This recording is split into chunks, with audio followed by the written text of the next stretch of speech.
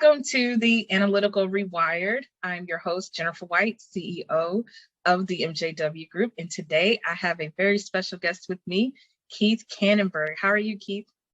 I'm doing great, Jennifer. How are you guys? Doing well. Good. So, Keith, it's been a while since we've been able to talk and connect. I think we both connected through it was before the pandemic started, I believe. And ever since then, we just kind of kept in touch because we do have a leadership development component here at the MJW Group as well. And that's your bread and butter. Like you love leadership. So I'll let you go ahead and start off by introducing yourself and what it is that you do. Yeah, well, I'm Keith Cannonburg, and I'm the founder of the Kannenberg Group, and it's just a small leadership development company and firm, and we have about 4 or 5 instructors that kind of teach our materials, and they go out and they represent what we're about. And we can do a number of different things. We can kind of do out of the box type classes. And, we've got a little list of classes that we've developed, and we just go and we do those. What we prefer to do is to come in and meet with the guardians of vision in the organization, kind of do an assessment of what their dreams are, what their visions are, what their values are. We try to understand their structure of the organization. We try to understand the current culture. We try to get a read for the desired culture. And then through some analytics, we try to assess their actualized culture.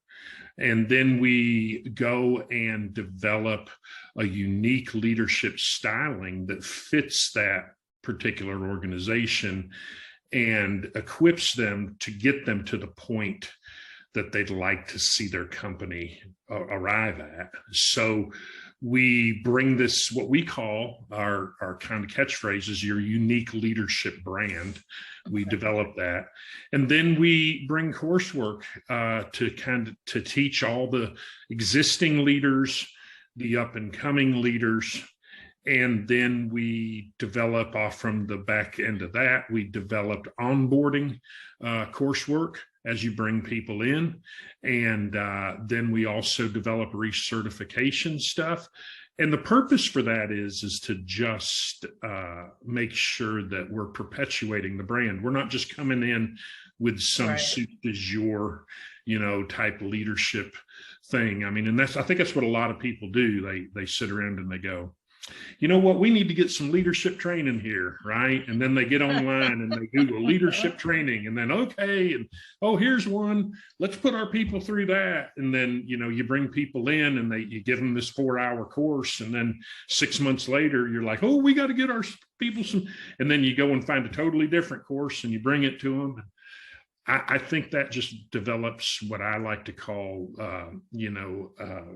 psychotic leadership. I mean, it's just too many voices talking to your people, right? And your people don't have a clue, what the norm is for the organization. So we try to bring consistency to the brand and just get it to where we can perpetuate that consistency through a partnership that works both for the employer, the employee, and the Kannenberg Group itself. So that's kind of a very short description of what we do, but that's what we start. Wow.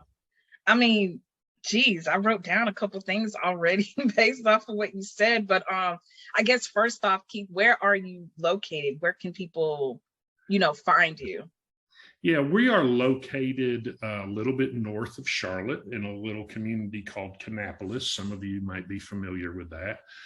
We're just a very short trip down the road to the Charlotte area. We're very close we can reach the Greensboro area pretty quickly, Winston-Salem. We have clients in all 3 of those places.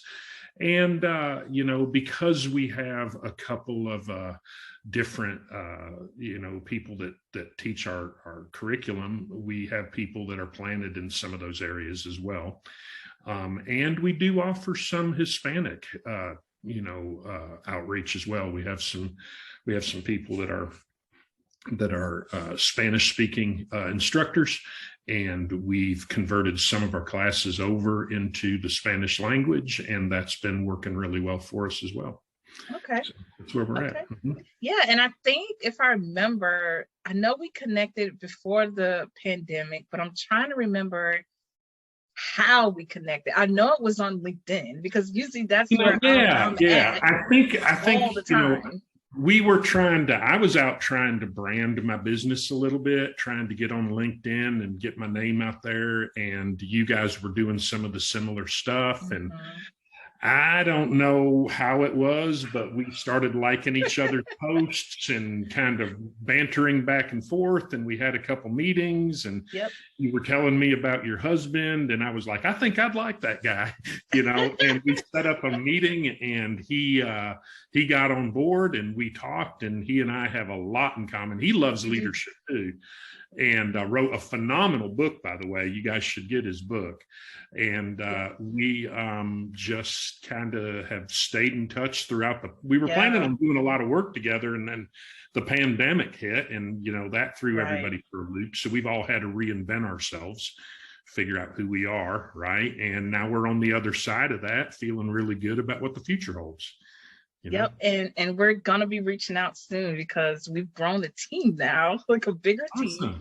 And what comes with that, because you already spoke about it a little bit, like with defining the culture. But I want to touch on what you mentioned earlier in the intro about you work with the guardian of the vision, of the, like, analyzing their dreams, assessing their values. And I'm glad you brought that up, because I think sometimes people have a different perspective of what leadership means, or how you even get to that point. So can you talk about the guardian of the vision? Yeah, I think, there's two things that we have to keep in mind. That exist. One is essential and the other is necessary. And the one that is essential is leadership. And leadership is the 30,000 foot view, and it is essential to knowing where we're going and what it's all about. The other one is management, and that's necessary. And leadership kind of comes up with the vision, the values, the strategies, the goals, all of that stuff. But it needs managers, and it needs to be able to bring that down and communicate that. Right. Basically, it's taking the cookies off from the top shelf and putting them on the bottom shelf where all the little kids can enjoy them, right? Like me, and I'm on 5'1". Yeah. And that's what we have to do is we have to kind of get a hold of that. And what I have found to be probably one of the most frustrating things in my industries is people up in the CEO suite, in the C-suite, tend to think that leadership training is for the managers. And so they just go out and they get some leadership training, they throw some leadership training at them. And we can provide that, we can provide that with excellence as far as, comparably with what other companies are doing. But the thing that we specialize in is empathic listening and getting involved with those C-suite people and really hearing what they're saying. And then, because we have such a plethora of information and a knowledge base that we've got stored in databases, we can go and find the certain things that really ring true for this particular organization, this particular organizational structure, this particular dynamic, organizational dynamic, and the movement towards the new dynamic. And we can align those things fairly quickly in the system that we've designed to produce a well-developed coursework that actually is the DNA of the organization itself. And then we can skin that for their organization.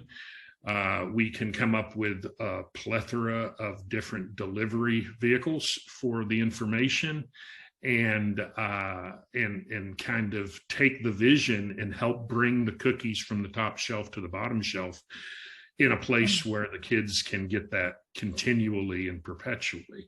And you can't do that without a relationship in the C-suite. That's, I mean, like I say, you can do the soup du jour, you can do the out of the box stuff, but you're going to get soup du jour results and you're going to get out of the box results. But if you have because a lot of people claim customized training, but they're truly delivering customized training. But if you do take the time up front, organizations will save millions of dollars in lost revenues, millions. Wow. Employee turnover is like off the chain right now. And I think a good portion of that has to do with leadership inconsistencies in leadership. People don't quit jobs, they quit bosses. Quit people. Yes. That's definitely a lot of bars and nuggets you just dropped for everybody. And I hope they were picking up on that. And that's why I think, I believe in the universe and there's no coincidences. And that's why we were able to meet each other, because we share similar frameworks. Marcus and I share very similar frameworks in how we operate the MJW Group as well, with creating with creating those customized solutions. And you're right, like when you can, for us, we like to work with the C-suite as well, because that's where all of that thinking stuff is happening. And you want to be able to tap into why people are making the decisions that they're making. So even though like we're engineers and we do things on a technical side, we spend a lot of time looking at behaviors in humanistic traditions of why people are doing what they're doing in systems with data, with their processes, because there's a reason why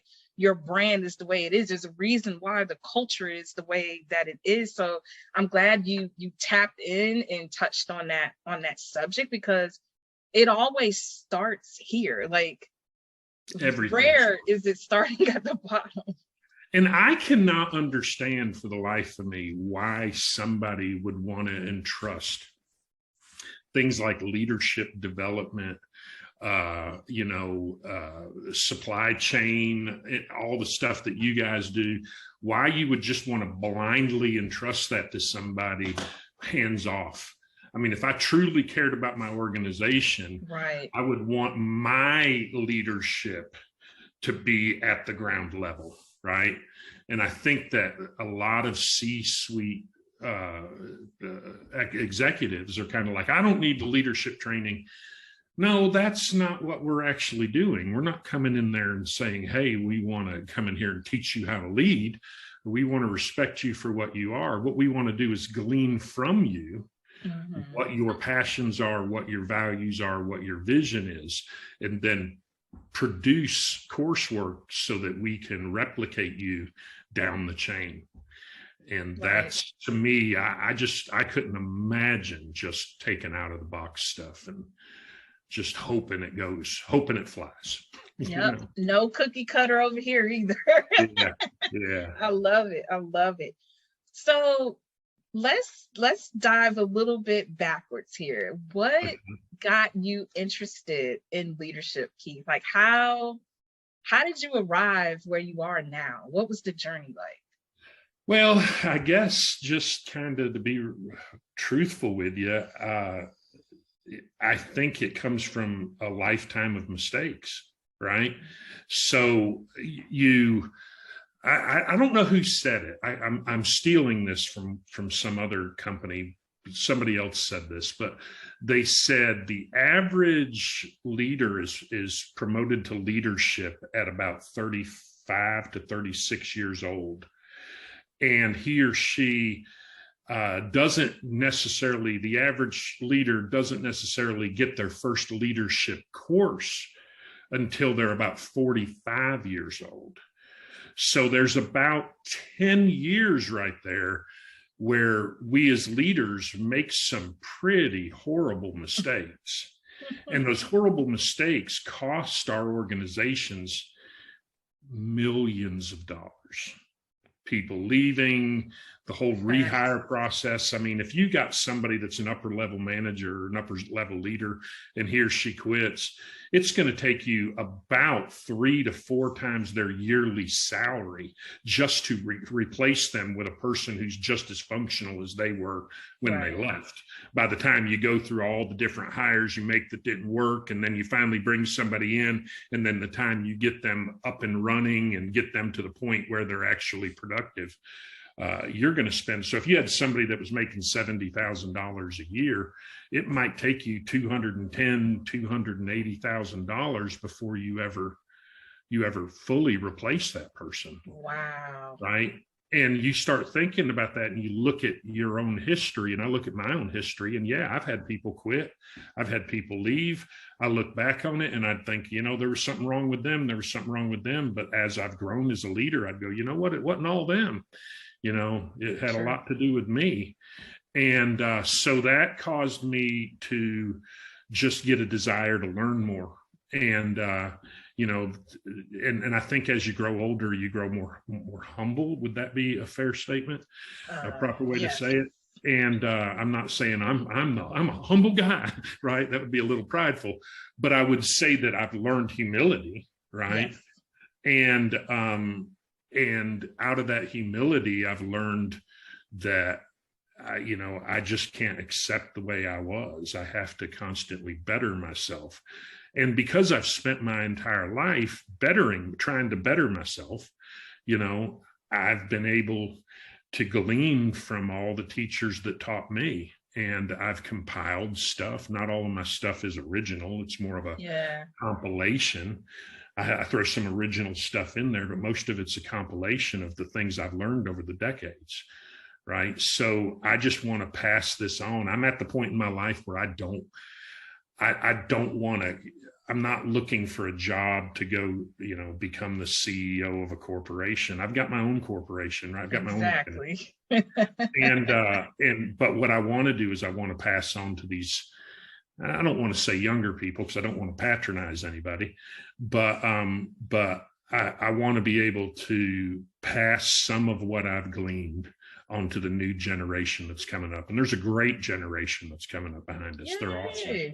And I just want to pour in. I just want to pour into them. So I hope that answers the question. Yes, it does. And like I said, we share very similar mindsets because I'm working my way through my humility and my humbleness myself. And I can just see how I've changed. Oh my gosh, I've been out of school. This year is my 20th high school reunion. So, wow. And then 15 years out of undergrad. So I'm like, I've had a lot of bumps, and I could see where my growth, has triumphed from. And you're right. Like I don't think sometimes because we just go, like we don't really take time to assess, like, what was my life like 5 years ago, 10 years ago? What was I doing? How was my character? Like, how have I grown from that? What have I learned? Like, we don't really take time to look at that and help the generation after us, because I was hard-headed. I'm not going to lie. I had a lot of great mentors myself. Did I listen to them? No. Should I have? Yes. But sometimes you just have to go through that to learn and be on the other side of it. And all you can do is give guidance and guardrails to other people. Is to them to accept it and figure out how they want to utilize the information. Yeah, I look back on my past, and there were times when I thought, well, I didn't have mentors. And there were other times where I was like, well, I did have mentors, but I didn't listen to them. Exactly. Right. And I go back. I mean, if I would have done anything, if I could go back in time and run my career over again, I would have stopped reinventing the wheel all along the way. I would have looked for people that had already been through that pain and already been through that suffering. And I thought to myself, I have to write the program. I have to do and I was always the guy who had to figure everything out and all of that stuff. And that was, as I'm older now, I look back at that and I go, that was just pride. That's all it was. It was pride. Yeah. And if you can help people get over that, right. If they can get over that sense of ego, they can really become a good leader, because good leaders don't force their will on their followers.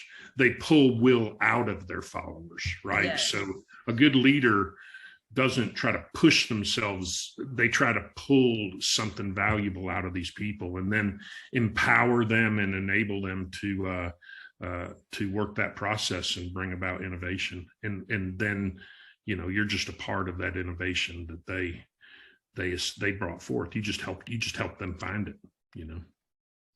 So many bars you just dropped again. Oh my gosh. Like, you're exactly right. You should write a book on pull leadership. If you haven't thought about that, Keith, you on what leadership? On what kind of leadership? Pull leadership. Oh yeah, pull it out. Pull. Yeah. Yeah, that's it. Right. That's a good. That would be a good book title. Pull leadership. Yeah. Yeah. We can write the foreword for it. We will co-write that book, Jeff, for you and I. Those of you who want a copy, let us know. Let us know. Yeah.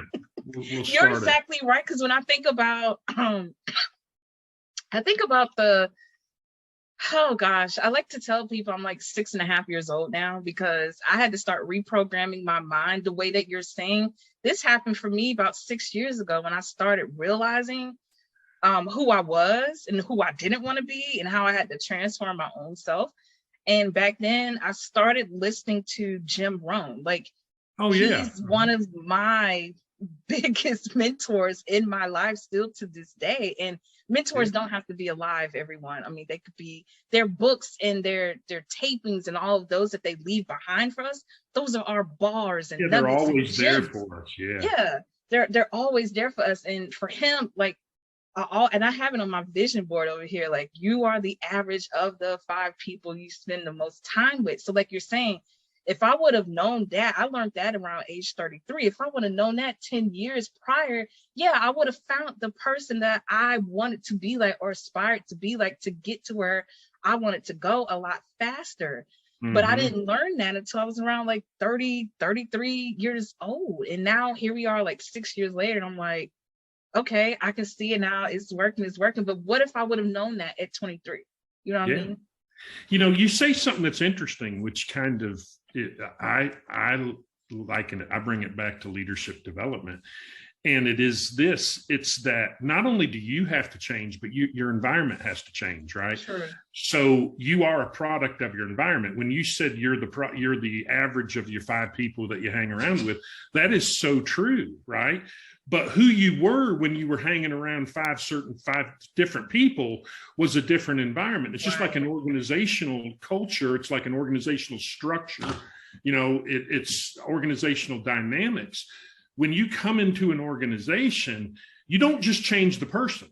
Because if we come in and we start developing a leader in an organization, we can develop that leader. And that leader could end up having that organization that he or she is a part of turn on them because they no longer match the dynamic structure and culture of the organization. Then all of a sudden the leader goes, it all fell apart on me, right? Yeah. No, what happened was you progressed to a different level of leadership. Time to go. Yeah. And that's why it is imperative that we get a hold of the whole organization and we develop their structure, their stylings, their culture, their dynamics, and their leadership stylings along the same thing, and turn it into one branding, and we move that whole organization together. You got to go slow to go fast. If you start off going fast, you're going to get crucified. You're going to crash and burn. Right. Bad. Right. You got to go. I wish CEOs would get that. If you want to change your organization, you got to go slow to go fast. Well, I think that's the dynamics of what we're dealing with today. So I wanted to talk about that, like the shift that's happened the last 2 years because of the pandemic. So I remember when I first entered into the, working environments and after college, and there were times where I was tapped for, leadership roles. I was sent to dynamic leadership courses and things like that, that only, those star tapped people would get, sent to, but I didn't want it. I was like, something was just like pulling me, like you're saying, something was pulling me away. Like, this isn't really what you want. And obviously it was the truth, because I wanted to be my own manager, my own boss. I wanted to own a company. So it was pulling me away from that environment. But now I'm able to instill and promote the way that I want to in our own organization with our team. But the dynamics have shifted so fast now. So I don't know how you do the succession planning. How do you identify those people if you have a revolving door that's coming in and out now? That's why you need alignment.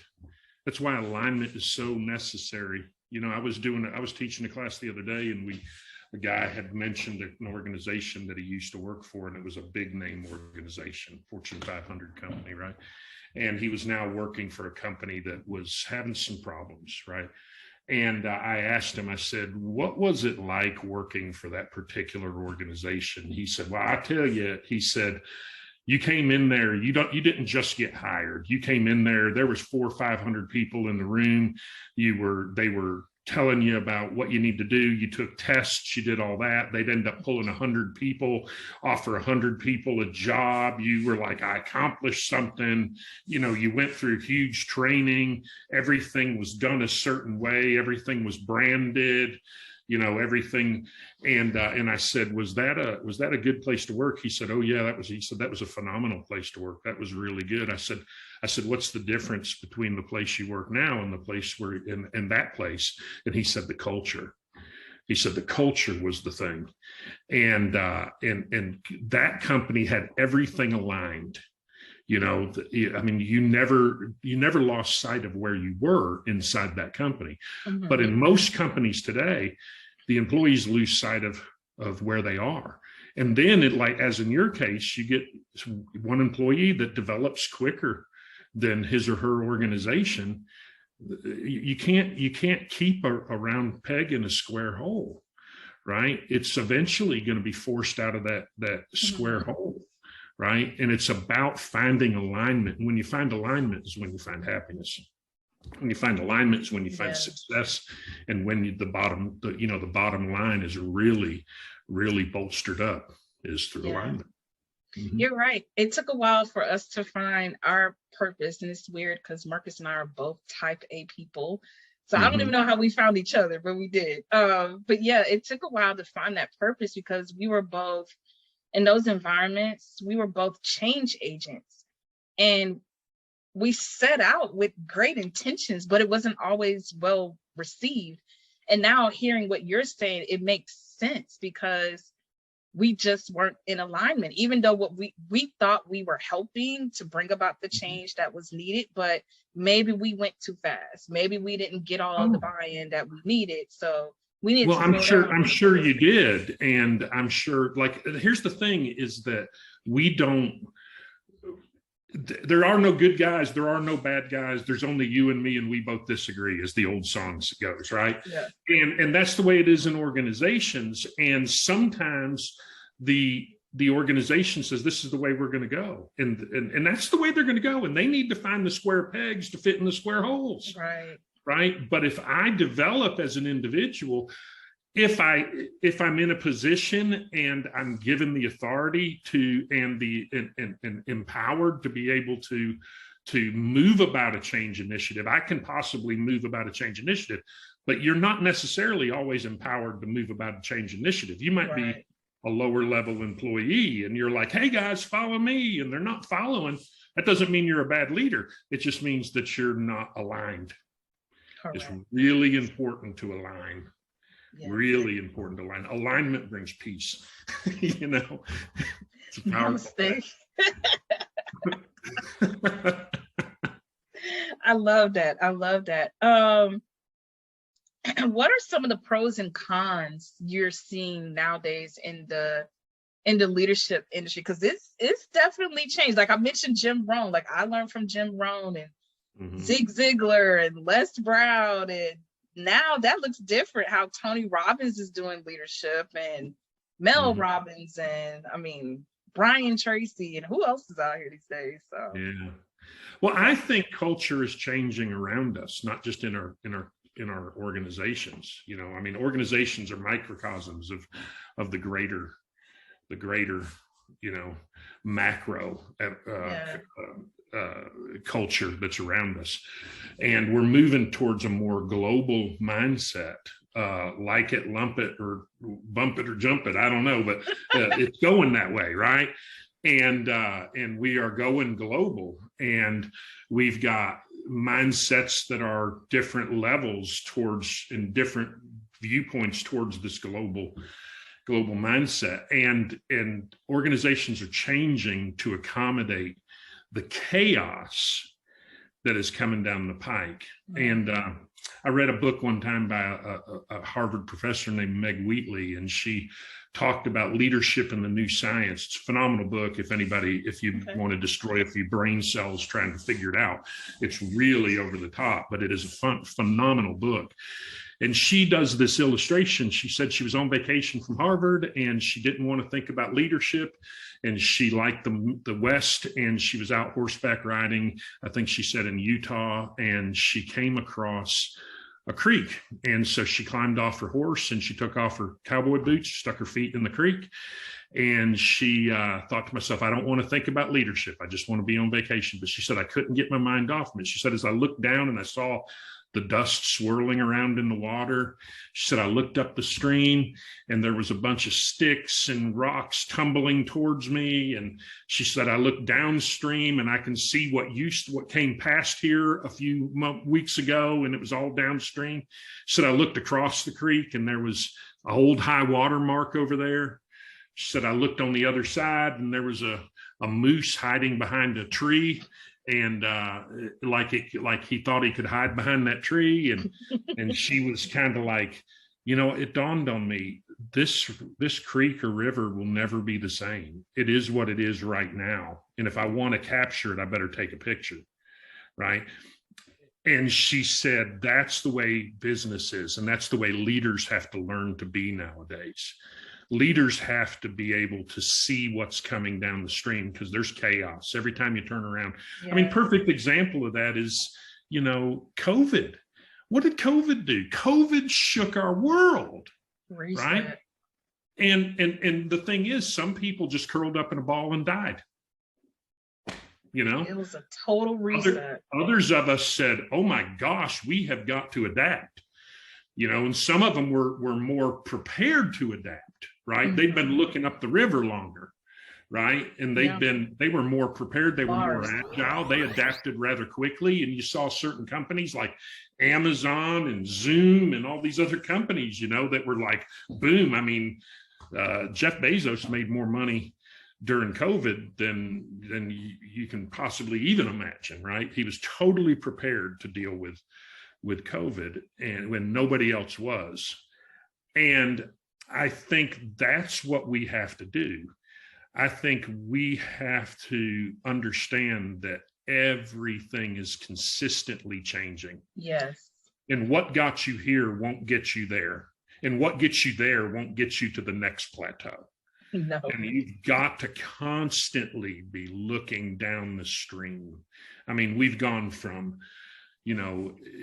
from doing everything, in person, driving all over the state, setting up a classroom, teaching a classroom, hurrying back in the car, going to the next gig, setting it all up, doing all that, to virtual. Boy, that was nice. I didn't even have to put my pants on. I just had to put on a nice shirt, right? Sit in front and teach my class. And it was really cool. And we were able to do that. And then we found that it was kind of hard to keep people engaged, or can be hard at times to keep people engaged. So we had to find other creative ways to engage people. We moved to video courses. And we found out that, people don't want to take, especially in manufacturing, people don't want to take people off the floor for long periods of time. Yep. So we've developed a course for our, we do diversity, inclusion, and harassment training. And we developed a little course for that, and made it so that they just took everything we had from a 2-hour training session and really crammed it down, made it very concise, and got some great illustrative backdrops to strengthen the points, right? And we took that 2-hour course, compressed it down to about a 20-minute course, right? And then we put that out there and made it interactive so that the employees can go out and do it on their cell phone. Mm. So you take the employee and they can watch it on their cell phone and interact with it, and then off they go, and the training is done and it's good. And we've tested the retention on it, and the retention is phenomenal because you're utilizing, the sight, the sound, all of this stuff is being brought in there, and they're seeing visuals that give them a graphic flair to hang concepts on. It's a great way. So all of these things are changing, and you've got to be equipped. You got to be equipped to move towards that. Okay. I agree. I've been part of the evolution. I helped solve for the transformations. I like to tell people that's why we're here. That's why the MJW Group exists, because change is like what Thanos says, change is inevitable. I am the inevitable. He kept trying to tell them, like, no matter what outcome you're trying to create, this is the inevitable, and you can't fight it. Like, it is what it is. You got to know what you can't change, right? Right. And you got to know. And I think like the old adage they use in Alcoholics Anonymous, I think they use that thing, that prayer, and that prayer is, give me the courage to change the thing I can, what was it? The courage to change the thing I can, the knowledge to be able to understand it, and the wisdom to know the difference. I misquoted that, but it's true. You got to know what you can change. You got to have the courage to change the thing you can, Right. Okay. Keith, what are some of your favorite courses you enjoy teaching the most? I love all my courses, but I think the one that I'm really passionate about right now is a course I just recently developed, which is organizational dynamics. Okay. And I love it. It's kind of a mix between, culture and power struggles, and how those power struggles kind of work their way through the dynamics of an organization at different times. That's the one that I've really got my brain focused on right now, and I absolutely love it. It engages me. We do some personality development things where we assess people, different personality types. I've got an instructor that does that, and he's a licensed psychologist. And he's pretty amazing with that course. And I'm finding a lot of interest in that, although I don't personally teach that course. I do a lot of emotional intelligence stuff, conflict management, stress management, time management. Of course, my big passion is leadership fundamentals, where I just kind of go through all the different leadership types, and kind of teach all the different theories that are out there. And that's a big one that I like, but that's a little more advanced of a course. There's different things like that, the communication. I mean, I've got probably 20 some courses that are my out of the box courses. And then all the other things that I put together for the properly designed courses. So if someone is watching this episode and they're saying, it would be great if we could have some development, some training in our organization, what would you say is the right sweet spot for you as far as, like, is it the size of the organization? And then when would you suggest that leader, or could be C-suite as well, when should they reach out to you? I think they should reach out to me before they start hiring or before they start buying a bunch of curriculum. I think that's really, really, really important, and I think it's just at the very beginning, when it's a seed bed, it's when it's a thought in their head, they should reach out, and then let's start some conversations, right?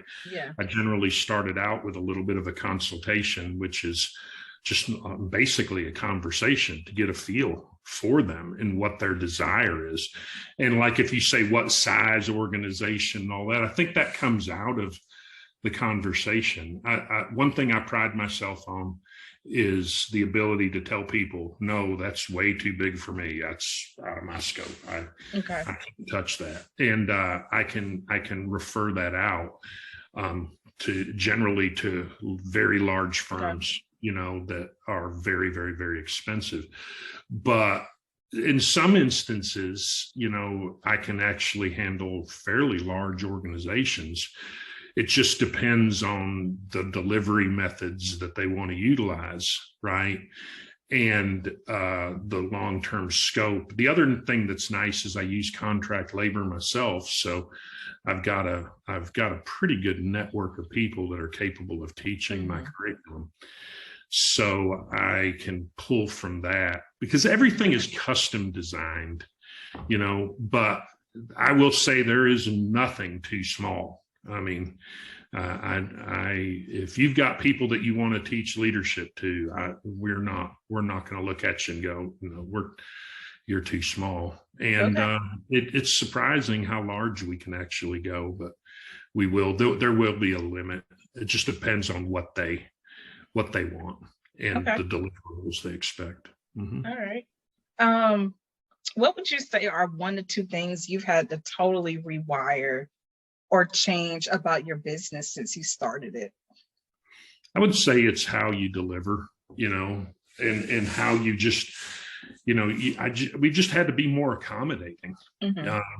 We at first, before COVID, we were able to say, this is what we do, and, at first, at one point, we were just strictly working through the community colleges and those kind of things. And we've kind of broadened ourselves out away from that. We've become more customizable, and we've utilized a lot of adaptability. And I've found that that's the secret sauce right there. That's what companies need. If I'm going to give somebody customized training, I have to be able to customize my ability to provide customized training. So I can't take a wooden structure and teach somebody else how to be fluid. I have to be able to be fluid. And there's power in the flow, though, right? There's a lot of power in that. Okay. Awesome. As we wrap up here, how can the audience reach out to you? Where can they find you? Well, we've got a website. It is thekannenberggroup.org. I've got a LinkedIn page, Keith Cannonburg. That's spelled Keith Kannenberg. And that's a good way to reach out to me. My web address is keith@thekannenberggroup.org. You can reach out to me that way. You can reach out to me through Jennifer and MJW Group, right? And we're partners. We work together on things. And so you can contact me directly through her. My phone number, if you'd like my phone number, is 704-502-0068. And that's pretty much all the avenues to get a hold of me. So there's no excuse as to why you can't reach out to Keith at all. He even gave you his phone number. Yeah, I'd give you my address if you wanted to drive by. Don't do that. Okay. Don't do that. We don't want to have any mishaps. Keith, is there anything else you'd like to leave with the audience or share? Any freebies, any promos you have going on that they should know about? Yeah, I would say, as a result, if you mention this, if you mention this podcast, just let me know, and our first consultation will be for free.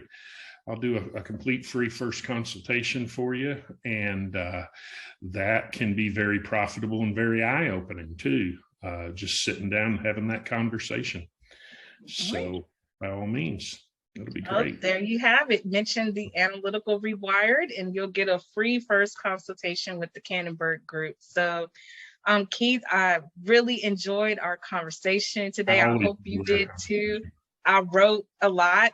That's I always have a pen and paper in my hand. So we definitely gonna have to follow back up and catch up and reconnect. But I'm so glad you were able to spend some time with us here today. I really, really appreciate it. Everyone, if you can like, share, and subscribe to our YouTube channel, we would appreciate that as well. And with that, we're gonna tag off for today. Thanks again, Keith. I appreciate it. Thank you, Jennifer. And tell Marcus I said hello. Oh, I sure will. All right. We'll talk to you later. Okay, bye-bye.